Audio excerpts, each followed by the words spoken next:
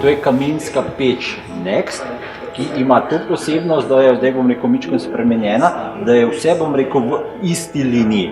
In sicer lahko je dobavljena v belem kamnu iz Portugalske, lahko je podobno v Špakštari ali pa v peščenjaku. Pri tem kaminu je možno pač priključek zgoraj ali zadaj.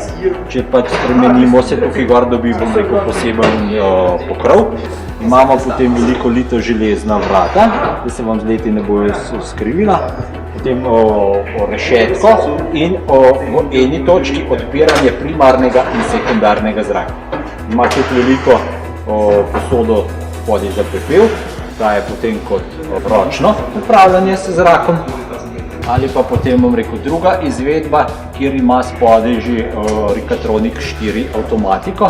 To se pravi, to je pa avtomatika, ki vam lahko potem avtomatsko prižiga sam kamin z tem vžigalnim elementom in tudi še sam odpira primarni in sekundarni zrak glede na temperaturo v kurišču. Potem je to sekundarno kroženje zraka mimo stekla, stekla ne zaseji, lito železne stvari, bom rekel, tudi v samem kurišču in vrat. Rikatronic lahko tudi v primeru izpada električne energije ročno odpiramo pa zapiramo.